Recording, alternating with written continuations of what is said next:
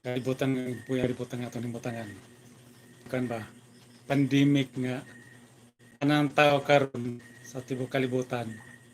Dihado. WHO. Makan ba sa kini mga doktor og DOH na to karon. Grabe naman yun. Magunila nakita unsa ka krisis sa mga tao. Padugang. Kamong mga tao nga gusto pa mabuhi. Ayan na lang mo pa to sa ospital kay instead nga buhi pa mo i-admit. Basta pag niya siya dati. Hintayin ba ninyo nga kamusab motro ang yung birthday? Kining mga tao nga balikon ko nibalik ako dili judgment label o panudya sa lahat ng mga tao, mabuti ka man o masama. Depende yan sa inyong mga ginagawa. Kaya ako kaso lang yung mga tao na like sa akin, nag-bad comment sa akin, bracket to mangyari. Percent na ang kalamidad. Ano kaya mangyari no pag yung mga bulkan sasabog na sa iba't ibang bansa?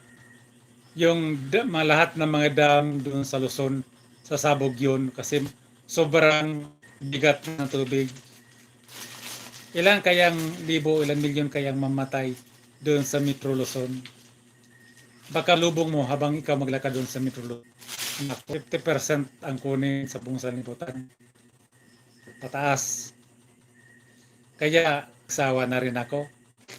Matira na lang ang matibay. Matibay na lang ito ng panangga. Kung sinong totoong Panginoon, yun na lang siguro maiwan na matira dito sa buong sanlibutan.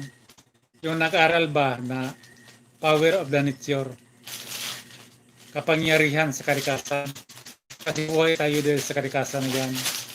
Kasi sa ating kinakain nating ininom galing yan sa kalikasan. Araw, bulan, sa kabitin galing din yan sa kalikasan. Kaya yung mga tao, na mga pastor, mga panayan, pare na hindi naniwala sa mga sabihin natin na power of the anak niyo. Yung mga media naman, yung mga TV announcer, radio announcer, ngayon yun na tingnan nyo kung ano ba nangyari sa ating mundo, lalo-lalo dito sa Pilipinas. Na ang dami nang namatay. Halos ang palabas sa mga doktor at sa mga DOH, COVID. Kasi napakalaking pundo sa gobyerno.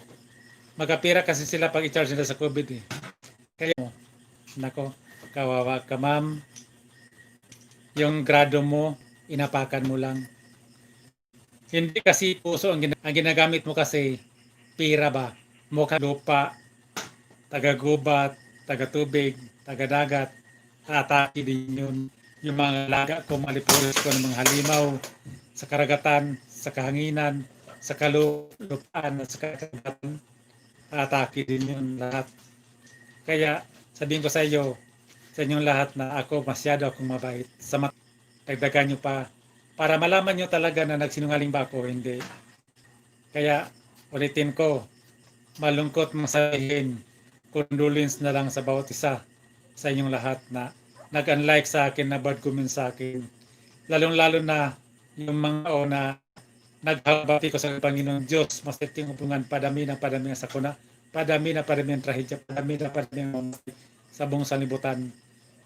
Darating talaga yung tinatawag ng Third World War.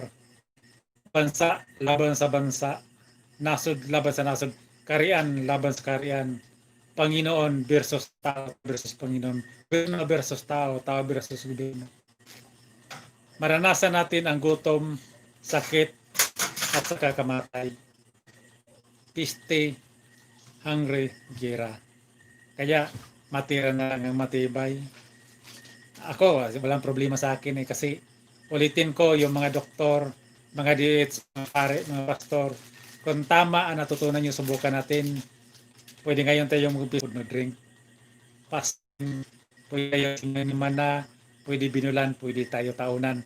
Hindi ko makanindim inom. Tingnan natin kung totoo bang may Panginoon kayo nalalaman. Kan ba? Lahat-lahat na mga sa gobyerno natin ngayon na nagpakabuta, bungol ba sa nangyari sa ating paligid.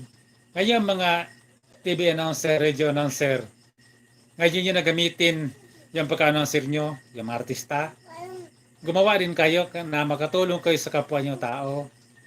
Huwag niyong pabayaan na lulubog ng lubog ang mga tao sa Pilipinas. Kaya tingnan nyo ngayon, ayaw nyo maniwala sa akin, ayaw makinig sa akin. Yung mga gamot ko, wala namang problema to, ang dami to eh. Kaya kahit anong sakit, hindi na ako mamatay. Kasi alam nyo kung bakit? Mayroon akong panangga, mayroon akong gamot na natuklasan, magbago tong mukha ko. Hanggang kailan kayo, ano ba natutunan nyo? Ano ba nalalaman nyo?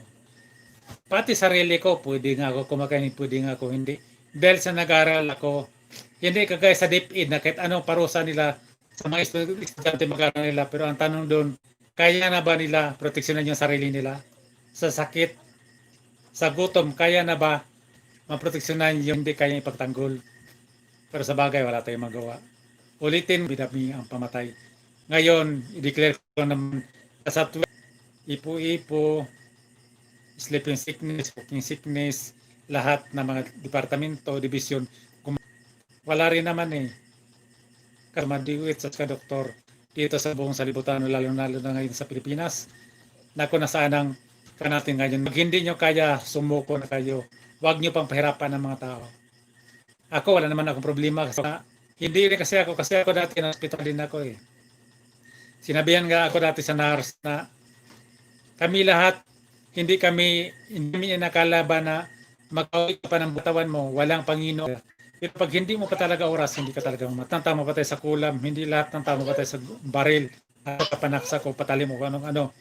Kasi depende na kasi yan, darating at darating din tayo dyan. Pero maswerte makaangkin doon yung puno ba ng paniwala, puno ng respeto, may tiwala sa sarili.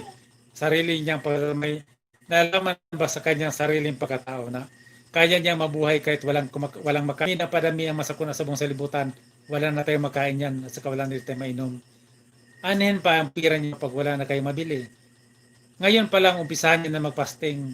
Kasi pag gutumin kayo, may makain pa kayo. Pero pag wala na kayong makain, saka pa kayo magpasting, mamatay na kayo. Alam niyo bakit? Kasi yung bitukan niyo, hindi pa na-exercise. Ulitin ko, wala na nagsimula minisyon. Lahat yan nagsimula sila isang linggo, isang bulan, hindi kumakain, hindi minum. Kasi yung bituka mo, masanay yan. Kaya ulitin ko, yung gusto mabuhay, umpisahan nyo na magpalan sakit, ano ang sakit, virus na lumaganap sa buong salibutan. Yung mga nasaktan sa akin, pasensya na. Pero nilait, hindi na parusa, pero ako, iba ako. Magparusa ako talaga sa inyong lahat. Gandang buhay sa bawat isa sa atin. Thank you po na marami. Paalam po. Ngayong marami. Paalam po.